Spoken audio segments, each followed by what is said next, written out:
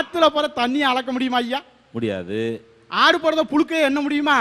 ஆடு போடுறத புழுக்க என்ன முடியுமா? இதாச்சு அதாவது அப்ப ஆடு போடுறத புழுக்க என்னன்னா அப்ப எனக்கு வேற வேலை கழுதை இல்லைன்னு அர்த்தம். என்னாச்சு? நான் உங்களை அப்படி சொல்லல. கோயில் பெட்டி கடலை மிட்டாய் கசக்குமா அண்ணாச்சி? எப்படி கசக்கும்? சாத்தூர் காரச்சேவு இனிக்குமா? இனிக்காது. அப்போ கடம்பூர் போலி உப்பு கறிக்குமா? கறிக்காது. திருநெல்வேலி அல்வா கசக்குமா? கசக்காது. நான் சொன்னா மட்டும் எப்படி தப்பா இருக்கும்?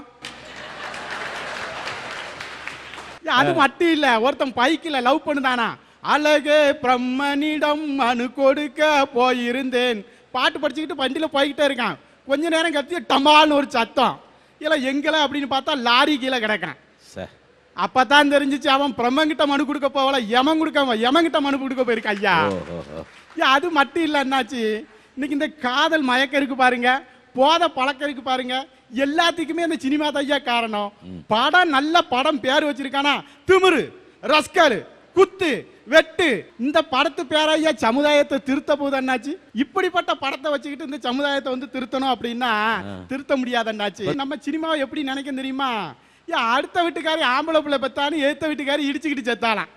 சினிமாவில் எனத்தையாவது வித்தியாசமா காமிச்சிட்டா வாழ்க்கையில அதே நினைக்கான். அதனால தான் சொல்லுது அண்ணாச்சு, இன்னைக்கு வாலிய போயில அம்புட்டு வேறும் சினிமா முகத்துல தான் சீரழிஞ்சு கிடக்கான்னு பேச வந்திருக்கேன். 40,000 ரூபாய். 40,000 ரூபாய் நான் இங்க பொறியியல் படிக்கிறதுக்காக எங்க வீட்டுல செலவழிக்கிற ரூபா. இதே 40,000 எங்க சித்தப்பா சென்னையில அவரோட பையனுக்கு செலவழிக்காரு. கேட்டீங்கன்னா கண்ணீர் அடிச்சிருவீங்க. எதுக்கு தெரியுமா? எல்கேஜி இல்ல, ப்ரீ கேஜி. அதுக்கு எவ்வளவு ரூபா? 40,000 ரூபாய். ஓ, நீங்க பிஇ படிக்கிறதுக்கும் 40,000 ரூபாய், கேஜி படிக்கிறதுக்கும் 40,000 ரூபாய், கேஜி படிக்கிறதுக்கும் 40,000 ரூபாய். என்ன தெரியுமா பாரதியார் சொன்னது, எல்லாரும் சமம் என்பது உறுதியாச்சு. சரி, இவங்கெல்லாம் பார்க்கும்போது இன்னைக்கு வீட்டுக்கு வந்து திருடுறானே அவன் நல்லவன் ஆயிடுவான். ஏசி ரூம்ல உட்காந்து ஓப்பனா அங்க கொள்ளையடிச்சிட்டு இருக்காங்க. இருக்கிறவங்க வீட்டுல கொடுத்துருவாங்க, இல்லாதவங்க வீட்டுல என்ன செய்வாங்க? அம்மாவும் அப்பாவும் வேலைக்கு போயிருவாங்க. வீட்டு சாவிய பையன் கையில கொடுத்துட்டு, ராஜா நான் அப்பாவும் அம்மாவும் வர வரைக்கும் டிவி பார்த்துட்டு. 9ஆம் கிளாஸ் வரை இந்த பையன் அப்பா அம்மா பாசத்தால வளர மாட்டான், இந்த டிவி பார்த்தே வளர்ந்துட்டு வந்திருப்பான். 9ஆம் கிளாஸ் வந்தோடனே கேபிளை கட் பண்ணிடுவாரு அவங்க அப்பா. இனி படிக்கணும், படிக்கலைன்னா வீட்டை விட்டு வெளியில அனுப்பிடுவேன். அது வரைக்கும் ஹீரோவா இருந்த அப்பா அன்னையில இருந்து வில்லன் ஆயிருவாரு.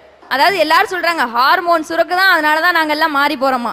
சுரக்குதுன்னு தெரியுது இல்ல, அந்த ஏஜ்ல தான் மாறுவோன்னு தெரியுதுல. அன்பா நடங்க, அனுசரியா நடங்க.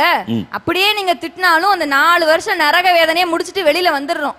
12th முடிச்சு வெளியில வந்துடுறோம்.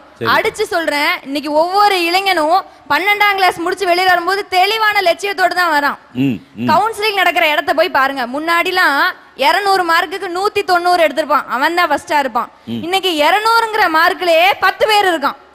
199.75 40 பேர் இருக்கான். 199.50 60 பேர் இருக்கான். எல்லாரும் தண்ணி அடிச்சுட்டும் காதலிச்சுட்டு இருந்தா அங்க கவுன்சிலிங்ல இறப்புறது யாரு?